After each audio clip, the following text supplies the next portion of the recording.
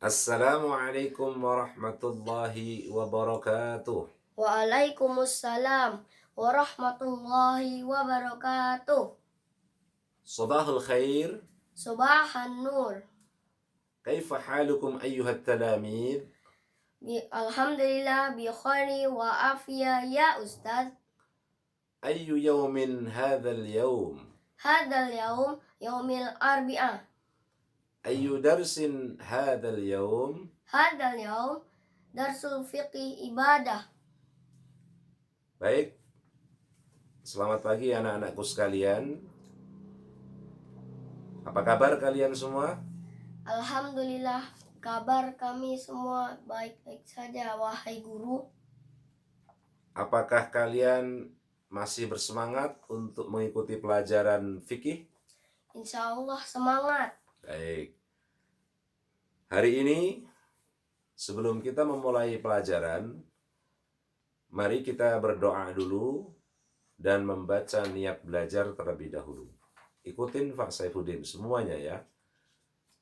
Bismillahirrahmanirrahim. Bismillahirrahmanirrahim. Nawaitu ta'alluma Nawaitu ta'alluma wat ta'lima wat ta'lima wal ifadata wal ifadata wal istifadata wal istifadata wa izalatan lil jahli wa izalatan lil jahli an nafsi an nafsi wa an sairil juhali wa ansa ilil juhali ibtigha'an ibtigha'an mardatillahi mardatillahi ta'ala. ta'ala. Saya niat belajar mengajar, mengajar memberi manfaat, memberi manfaat mengambil manfaat, mengambil manfaat menghilangkan kebodohan dari diriku dan orang lain semata-mata mengharapkan ridha Allah Ta'ala. Amin.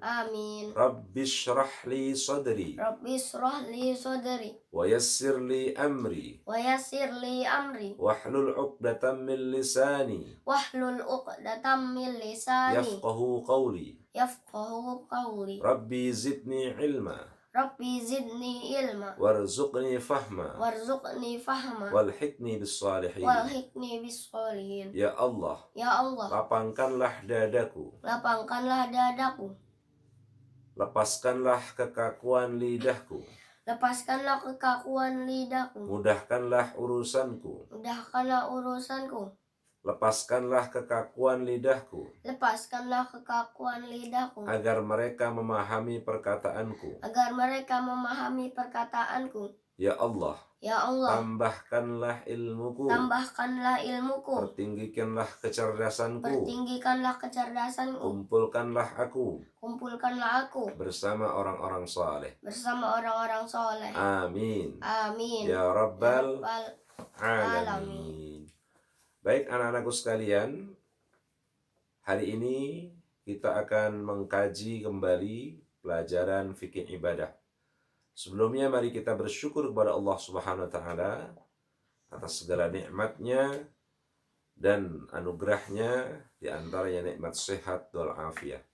Sehingga pada hari ini kita bisa mengikuti kajian fikih ibadah kelas 5. Mudah-mudahan kalian semua bisa mengikutinya dengan baik, memahami dan menyimaknya dengan baik, dan insya Allah bisa mengamalkannya. Amin ya Rabbal Alamin. Baik, silahkan anak-anakku sekalian menyiapkan buku paketnya. Buka pada halaman 12. Ya, insya Allah Bapak bikin video singkat saja untuk membantu memberikan pemahaman. Selebihnya nanti Ananda semua, anak-anakku semua, membaca kembali buku paket. Bisa dipahami anak-anakku? Iya Pak Guru. Baik. Mulai halaman 12 kita akan membahas tentang hal-hal yang membatalkan puasa. Artinya, kalau hal-hal itu tidak kita jauhi, maka puasa kita tidak sah. Puasa kita batal. Yaitu hal-hal yang membatalkan puasa berjumlah 7 macam, ya. Yang pertama adalah makan atau minum, ya tentu inti puasa itu adalah menahan diri dari makan dan minum, maka yang membatalkan puasa adalah makan dan minum dengan sengaja. Berarti kalau tidak sengaja makan dan minum tidak membatalkan puasa. Sebagaimana Nabi SAW bersabda, ikutin, man nasiya Man nasiya wa huwa shaimun wa huwa shaimun fa'akala aw fa'akala syariba aw syariba falyatimma shaumahu falyatimma fa shaumahu innama fa innama at'amahu Allahu at'amahu wa saqahu. wa saqahu. Rawahul Bukhari wa Muslim. Rawahul Bukhari wal Muslim. Artinya, siapa saja yang lupa bahwa ia sedang berpuasa, bahwa ia sedang berpuasa, lalu ia makan atau minum, maka hendaknya puasanya disempurnakan. Sesungguhnya Allah yang memberinya makan dan minum. Hadis riwayat Al-Bukhari dan Muslim. Dari hadis ini menunjukkan bahwa apabila kita sedang berpuasa lalu lupa bahwa kita sedang berpuasa, kemudian kita makan dan minum tanpa sengaja, maka puasa kita tidak batal. Sebaliknya kalau kita makan dan minum disengaja, walaupun hanya sedikit saja, bisa jadi adalah sisa makanan yang ada di mulut kita lalu kita makan dengan sengaja, walaupun sedikit, puasa kita batal. Maka tidak sah. Makanya kalian harus menjaga kebersihan mulut kalau sedang puasa. Khawatir ada sisa makanan. Paham anak-anakku? Paham, Pak Guru. Yang kedua adalah muntah dengan sengaja. Ya, muntah dengan sengaja ini juga membatalkan puasa. Apabila muntahnya tidak disengaja, maka tidak membatalkan. Contoh muntah dengan sengaja, ya mungkin ya memasukkan jari ke tenggorokan sampai muntah dengan sengaja, itu menyebabkan batal puasa. Atau sengaja mencium aroma yang menyengat kemudian membuat dia muntah, itu pun juga membatalkan puasa. Kemudian membatalkan puasa adalah ya berhubungan suami istri, itu juga membatalkan karena sedang berpuasa. Yang kemudian keluar darah haid bagi perempuan yang sudah balik, ya minimal usia 9 tahun. Kalau ada keluar darah haid bagi perempuan, ya maka itu membatalkan puasa. Kalau dia sedang puasa, maka puasanya otomatis batal. Atau darah nifas, keluar darah nifas, yaitu darah juga yang keluar dari perempuan yang ya sudah pasca melahirkan. Darah nifas adalah darah yang keluar dari wanita, dari rahim wanita setelah melahirkan. Ini hanya untuk khusus perempuan. Kemudian yang berikutnya membatalkan puasa adalah gila. Ya. Ketika dia sedang berpuasa tiba-tiba gila, dia tidak sadarkan diri, ya tidak menyadari akan keadaannya, maka secara otomatis puasanya batal.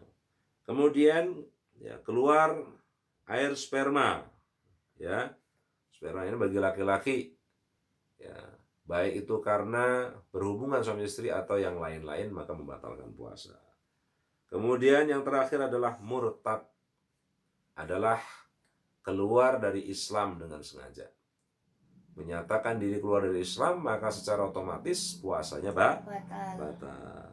Maka kita harus berhati-hati kalau sedang puasa, hindarkan dari hal-hal yang membatalkan puasa. Ya, hindarkan dari hal-hal yang membatalkan puasa.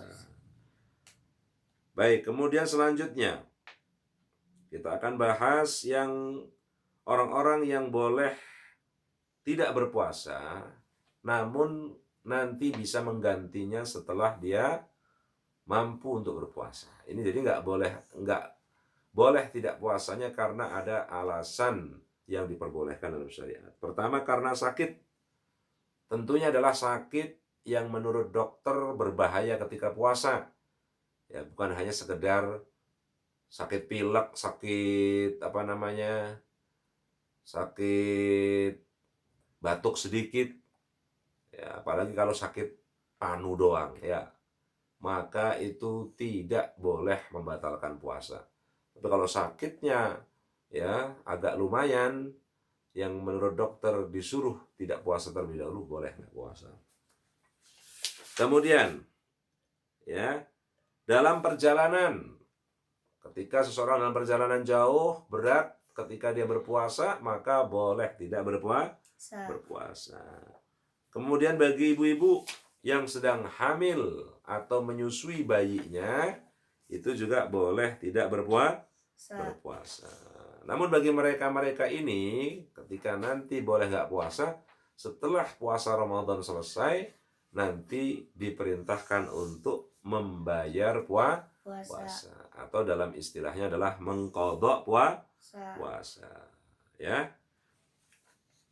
Atau orang yang orang tua, ya, yang sudah lanjut usia, dia tidak mampu berpuasa lagi, ya, maka dia boleh tidak puasa, namun nanti bisa menggantinya bukan dengan puasa, tapi dengan membayar fidyah. Baik anak-anakku sekalian, mungkin itu saja yang akan Bapak bahas pada hari ini. Ya, melanjutkan kajian fikih kemarin, yaitu mulai dari halaman 14 dan 15.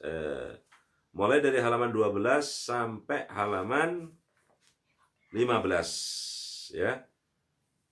Itu tentang yang membatalkan puasa dan orang-orang yang boleh tidak puasa karena ada uzur atau ada alasan, ya. Kemudian mohon diperhatikan setelah dibaca materinya nanti dari halaman 12 sampai halaman 15, ya, mohon dikerjakan tugasnya, yaitu menghafal perkara-perkara yang membatalkan puasa. Ya, menghafal perkara-perkara yang membatalkan puasa. Berikut hadis Nabi yang menjelaskan bahwa seseorang ketika makan lupa atau minum lupa, maka puasanya tidak batal. Jadi dihafalkan hadis Nabinya, artinya saja, terjemahnya saja. Bisa dipahami anak-anakku? Bisa, Pak Guru. Ya, jadi terjemahannya saja. Bukan Arabnya, hanya terjemahnya saja. Bisa dipahami? Bisa, Pak Guru. Baik, ya, itu. Bapak ulangi kembali, tugas kalian hari ini adalah menghafal perkara-perkara yang membatalkan puasa, kemudian menghafalkan hadis Nabi, terjemahan hadis Nabi, tentang orang yang makan dan minum tidak sengaja atau lupa padahal dia sedang puasa, maka puasanya tetap sah, ya, puasanya tetap dilanjutkan. Ada hadis Nabinya di situ di halaman 12, ya, silahkan kalian hafalkan terjemahannya. Setelah nanti selesai dan hafal, ya, tugas yang Bapak berikan, silahkan Ananda rekam pakai voice note, dikirimkan ke Pak Saifuddin. Bisa dipahami? Bisa, Pak Guru. Baik, itu saja penyampaian materi dari Bapak. Mudah-mudahan kalian semua bisa bersemangat dan tetap fokus, dan Bapak doakan mudah-mudahan kalian selalu mendapatkan ilmu yang bermanfaat dan diberikan kemudahan dalam memahami pelajaran-pelajaran yang disampaikan oleh Bapak Ibu guru kalian. Mari kita tutup majelis kita dengan doa kifaratul majelis. Subhanakallahumma wa bihamdika asyhadu an la ilaha illa anta astaghfiruka wa atubu ilaika. Walhamdulillahirabbil alamin. Kurang lebihnya mohon maaf. Assalamualaikum warahmatullahi wabarakatuh.